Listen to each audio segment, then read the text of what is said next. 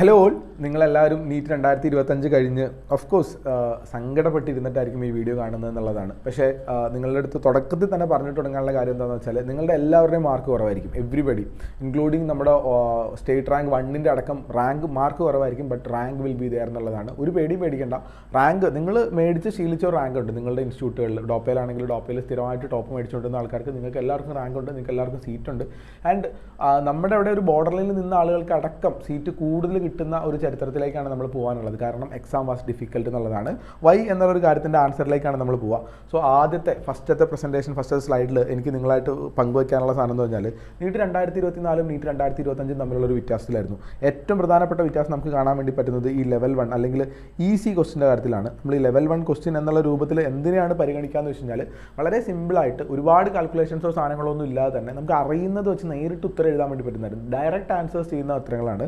NEET 2024 150 ചോദ്യങ്ങൾ എന്ന് പറഞ്ഞാൽ ഈക്വൽ ടു 600 മാർക്കാണ് ഈ പറയുന്ന ലെവൽ 1 ഉണ്ടായിരുന്നതെങ്കിൽ 2025 നീറ്റിലേക്ക് ഓരോ സബ്ജക്റ്റ് വൈസ് സ്പ്ലിറ്റ് ഞാൻ കാണിച്ചു തരാം. പക്ഷേ ടോട്ടലി ഉണ്ടായിരുന്നത് 91 ക്വസ്റ്റ്യൻ മാത്രമാണ്. That will be equal to 364 mark മാത്രമാണ്.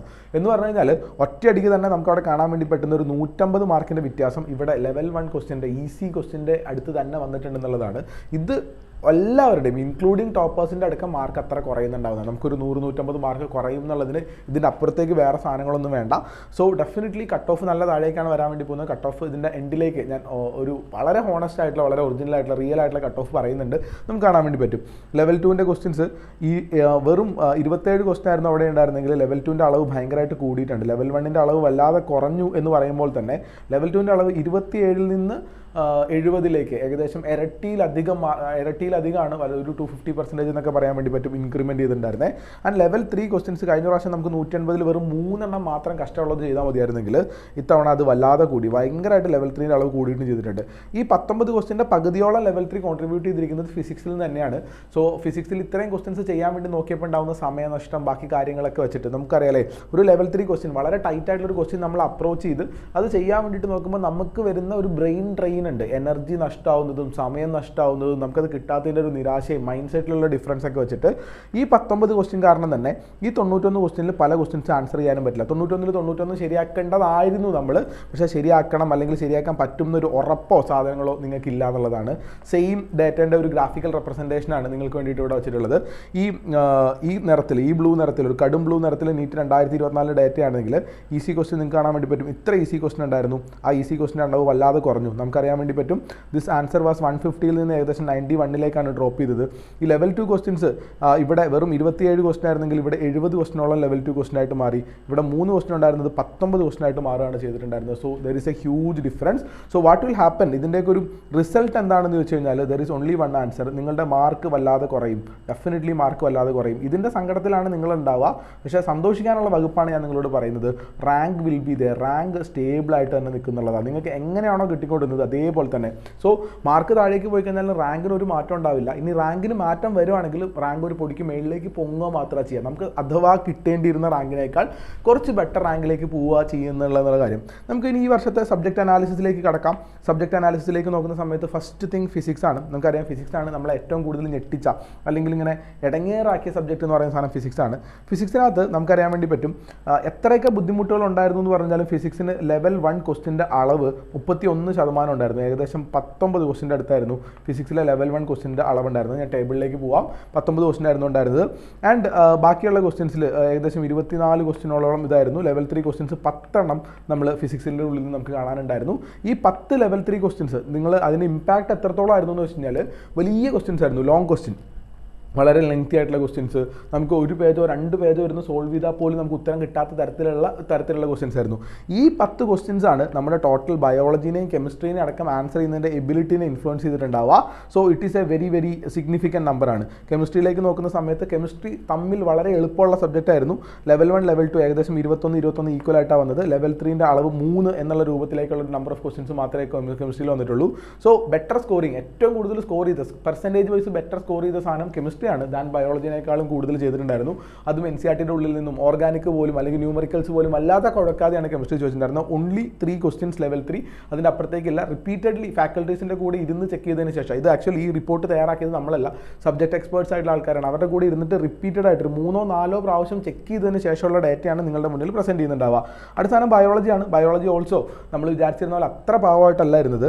ബയോളജിയുടെ ഉള്ളിൽ ലെവൽ 1ൻ്റെ അളവ് നല്ലോണം അത്യാവശ്യം 50-55+ ലെവൽ 1 ക്വസ്റ്റ്യൻസ് ഉണ്ടായിരുന്നെങ്കിൽ ബാക്കി കുറച്ച് ക്വസ്റ്റ്യൻസ് നമുക്ക് ലെവൽ 3 തന്നെയായിരുന്നു. ഒരു 6-7 ലെവൽ 3 ക്വസ്റ്റ്യനും ഇവിടെ ബയോളജിയുടെ കാര്യത്തിൽ തന്നെ ഉണ്ടായിരുന്നു എന്നുള്ളതാണ്. അതിനൊരു ടോട്ടൽ ഡിഫിക്കൽട്ടി ലെവലിൻ്റെ ടേബിൾ ഇങ്ങനെയായിരുന്നു വരുന്നുണ്ടാവുക. This is the total difficulty level table നിങ്ങൾക്ക് കാണാൻ വേണ്ടി പറ്റുന്ന സാധനങ്ങൾ. ലെവൽ 1, ലെവൽ 2, ലെവൽ 3 തിരിച്ചിട്ടുണ്ട്. നിങ്ങൾക്ക് ഇത് സ്ക്രീൻഷോട്ട് എടുത്ത് നോക്കാം. നിങ്ങൾക്ക് ഇതിനകത്ത് നിന്നുള്ള അനാലിസിസ് എടുക്കാൻ പറ്റും എന്നുള്ളതാണ്. ഫിസിക്സിൽ 14 ലെവൽ 1 ക്വസ്റ്റ്യൻസും 21 ലെവൽ 2 ക്വസ്റ്റ്യൻസും 10 ലെവൽ 3 ക്വസ്റ്റ്യൻസും ഉണ്ടായിരുന്നു. This is A significant number, 10 എണ്ണം. ഇത് ബാക്കി ഈ 10 എണ്ണം കൊണ്ട് ബയോളജിയിലുള്ള ലെവൽ 1 ഈ 56 എണ്ണം ആൻസർ ചെയ്യാൻ പറ്റാതെ വരുന്ന ഒരു മെൻറ്റാലിറ്റി ഉണ്ട് നമുക്ക് എക്സാം ഹാളിൻ്റെ ഉള്ളിൽ നിന്ന്. നിങ്ങൾക്കറിയാലേ, എക്സാം ഹാളിൻ്റെ ഉള്ളിൽ നമ്മൾ ആ പ്രഷറിലിരിക്കുമ്പോൾ ലൈഫിനെ സംബന്ധിച്ച് വളരെ പ്രധാനപ്പെട്ട എക്സാം എന്നുള്ള രൂപത്തിലിരിക്കുന്ന സമയത്താണ് നമുക്ക് ഈ ഒരു സാധനം വരുന്നത് എന്നുള്ളത് കൊണ്ട് നമുക്കത് ഹാൻഡിൽ ചെയ്യാൻ ബുദ്ധിമുട്ട് വരുന്നുണ്ടാവും. സോ ഈ 10 ക്വസ്റ്റിന് ഭയങ്കര വലിയ വിലയാണ് കൊടുക്കേണ്ടി വരിക. അതുപോലെ തന്നെ ബയോളജിയിലുള്ള ഈ 6 ക്വസ്റ്റ്യൻ, ഇത് ലെവൽ 3 ക്വസ്റ്റ്യൻ, ഇതും ഈ പറയുന്ന ഇവിടുത്തെ ആൻസറിങ്ങിനെ, ഈസി ക്വസ്റ്റിൻ്റെ ആൻസറിങ്ങിനെ നല്ലോണം ബാധിക്കുന്ന, ഇൻഫ്ലുവൻഷ്യൽ ആവുന്ന കാര്യമാണ്. സോ ഇതിനെ ബേസ് ചെയ്തിട്ടാണ് എനിക്ക് നിങ്ങളുടെ കട്ട് ഓഫ് ഏകദേശം പറയാനുള്ളത്. നമ്മൾ ഒരു കുട്ടികളെ ഒരു 2-3 കാറ്റഗറി ആക്കി പരിഗണിക്കാം. വളരെ മിടുക്കന്മാർ എന്നുള്ള രൂപത്തിലേക്ക് നോക്കാം. ഏറ്റവും മിടുക്കരായിട്ട് പഠിച്ച ആൾക്കാർ, അതായത് നല്ല അധ്വാനിച്ച് പഠിച്ച ആളുകൾക്ക് ഉറപ്പായിട്ടും ചെയ്യാൻ വേണ്ടി പറ്റുന്ന ഒരു ലെവലാണ് ഈ ലെവൽ 1 എന്ന് പറയുന്ന ഒരു സാധനം. ലെവൽ 1ൽ നമുക്ക് ഉറപ്പായിട്ടും വേറെ അതിനകത്ത് വലിയ കൺഫ്യൂഷൻസോ സാധനങ്ങളൊന്നും വേണ്ട. ഈ ലെവൽ 1 ക്വസ്റ്റ്യൻസിനകത്ത് വരുന്ന 14 ക്വസ്റ്റ്യനും 21 ക്വസ്റ്റ്യനും 56 ക്വസ്റ്റ്യനും ഇതെല്ലാം കൂടി കണക്ക് കൂട്ടി നോക്കിക്കഴിഞ്ഞാൽ നമുക്കറിയാമല്ലേ, ഏകദേശം 91 ക്വസ്റ്റ്യൻസാണ് ലെവൽ 1ൽ വന്നിട്ടുണ്ടാവുക. ഈ 91 ക്വസ്റ്റ്യനിൽ 1-2 ക്വസ്റ്റ്യൻ ഒഴിച്ചിട്ട് ബാക്കി എല്ലാ ക്വസ്റ്റ്യൻസും എന്ത് ചെയ്തിട്ടുണ്ടാവും, നമുക്ക് ശരിയാക്കാൻ വേണ്ടി പറ്റുന്ന തരത്തിലുള്ള സാധനമാണ്. 91 questions out of level 1 question. Level 2 ക്വസ്റ്റ്യൻസിലേക്ക് നമ്മൾ നോക്കുകയാണെങ്കിൽ 21, 28 ആണ് ലെവൽ 2ൽ വന്നിട്ടുണ്ടായിരുന്നത്. സോ 42, 20, 62, 8 സാധാരണ 70 ക്വസ്റ്റ്യൻസ്. സോ നമുക്കിവിടെ കാണാൻ വേണ്ടി പറ്റും ഇത് 70 ക്വസ്റ്റ്യൻസ് ആണ് ഇവിടെ വന്നിട്ടുണ്ടായിരുന്നത്. 70 ക്വസ്റ്റ്യൻസ് ആണ് വന്നിട്ടുണ്ടായിരുന്നത്. ഈ 70 ക്വസ്റ്റ്യൻസ് എല്ലാം ആൻസർ ചെയ്യുന്നു ഞാൻ പറയുന്നില്ല. ഇതിൻ്റെ ഒരു 75% ആണ് ശരിയാക്കുന്നുണ്ടാവുക. ഒരു 3/4 75% ശരിയാക്കും. ഒരു 25% 1/4 തെറ്റിപ്പോകാൻ സാധ്യതയുണ്ട്. സാധാരണഗതിയിലുള്ള ഒരു കുട്ടീനെ സംബന്ധിച്ചിട്ട് പറയുന്ന സാധനമാണ് കേട്ടോ.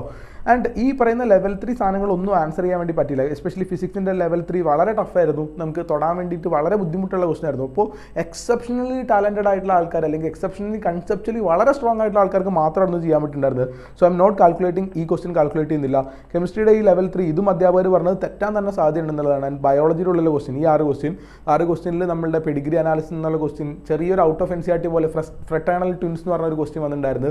ഫ്രട്ടേണൽ ട്വിൻസിൻ്റെ ക്വസ്റ്റൻ ഔട്ട് ഓഫ് NCERT അല്ല. വൈ ഇറ്റ് ഈസ് എന്ന് വെച്ചാൽ ബാക്കി 3 ഓപ്ഷൻ നമുക്ക് NCERTയിലുള്ള നോളജ് വെച്ചിട്ട് ക്യാൻസൽ ചെയ്യാൻ വേണ്ടി പറ്റുന്ന ഓപ്ഷൻ ആയിരുന്നു എന്നുള്ളതാണ്. സോ അത്തരത്തിലൊക്കെ നോക്കിക്കഴിഞ്ഞാൽ ഇതിനകത്തുനിന്നുള്ളത് ഞാൻ ഈ 3 ലെവൽ 3 എന്ന് പറയുന്ന ലെവൽ ക്യാൻസലായി കൺസിഡർ ചെയ്യുന്നില്ലെങ്കിൽ 91 ക്വസ്റ്റ്യൻ ലെവൽ 1ൽ നിന്നും അതുപോലെ തന്നെ ഒരു 70 ക്വസ്റ്റ്യൻ ലെവൽ 2ൽ നിന്നും കണക്കൂട്ടാണ്. ഇതിൻ്റെ ഞാനൊരു 75% മാത്രമേ എടുക്കുന്നുള്ളൂ എന്ന് വിചാരിക്കുക. അപ്പോൾ നമുക്ക് അറിയാൻ പറ്റും ഒരു 90 ക്വസ്റ്റ്യൻ ലെവൽ 1 നിന്നും ഇതിൻ്റെ 75% എന്ന് പറഞ്ഞാൽ നമുക്കറിയാം ഏകദേശം 17 ചോദ്യങ്ങളാണ്. നമുക്കൊരു 50 ക്വസ്റ്റ്യൻ, ഒരു 55 ക്വസ്റ്റ്യൻ അങ്ങനെ വിചാരിക്കാം. 50 ക്വസ്റ്റ്യൻ നമ്മൾ എവിടെ നിന്ന് എടുക്കുകയാണ്, നമ്മൾ ലെവൽ 2ൽ നിന്ന് എടുക്കുകയാണെങ്കിൽ നമ്മൾ ഇതിനകത്ത് നമുക്ക് ആൻസറബിൾ ആയിട്ടുള്ള ഒരു അത്യാവശ്യം പ്രാക്ടീസ് ചെയ്ത് പഠിച്ച കുട്ടിക്ക് ആൻസർ ചെയ്യാൻ വേണ്ടി പറ്റുന്ന ക്വസ്റ്റ്യൻ്റെ എണ്ണം ഏകദേശം 140 ചോദ്യങ്ങൾ വളരെ കൂളായിട്ട്, വളരെ സിമ്പിളായിട്ട്, ഈവൻ തോ വളരെ ഡിഫിക്കൽട്ടായിട്ടുള്ള എക്സാം ആയിരുന്നു, നമ്മളെ മാനസികാവസ്ഥയെ ഒരുപാട് ഹർട്ട് ചെയ്ത എക്സാമാണ്, പക്ഷേ നല്ല രൂപത്തിൽ പ്രാക്ടീസ് ചെയ്ത കുട്ടിക്ക് 140 ക്വസ്റ്റ്യൻസ് ആൻസർ ചെയ്യാൻ വേണ്ടി പറ്റും. So the score will be going around 140 വെച്ചിട്ട് 560 മാർക്ക് എന്നുള്ള രൂപത്തിലേക്ക് സ്കോർ മുന്നോട്ടേക്ക് പോകുന്നുണ്ടാവും എന്നുള്ളതാണ്. ഇനി നമുക്ക് ഇതിനകത്തുള്ള പെർസെൻറ്റേജുകൾ അങ്ങോട്ടും ഇങ്ങോട്ടും ഡീവേറ്റ് ചെയ്യാണ്, അല്ലെങ്കിൽ ലെവൽ 3ൻ്റെ ഉള്ളിൽ നിന്ന് ലെവൽ 3 ഞാനിപ്പോൾ ഒറ്റ ക്വസ്റ്റ്യൻ പോലും കൺസിഡർ ചെയ്തിട്ടില്ല. But that is not always true. ചിലപ്പം കുറച്ച് ക്വസ്റ്റ്യൻസ് ഒക്കെ നമുക്ക് എന്ത് ചെയ്യാൻ പറ്റും, ഈ ലെവൽ 3 എന്നൊക്കെ ആൻസർ ചെയ്യാൻ വേണ്ടി പറ്റും.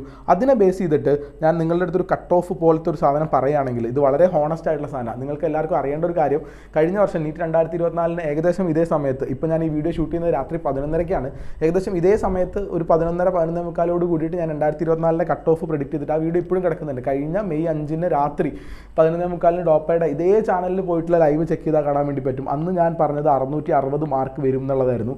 അതിൻ്റെ അടിയിൽ പൂര തെറിയായിരുന്നു. ഭയങ്കര വളരെ മോശമായിട്ടുള്ള ഭാഷയിലായിരുന്നു സംസാരിച്ചിട്ടുണ്ടായിരുന്നത്.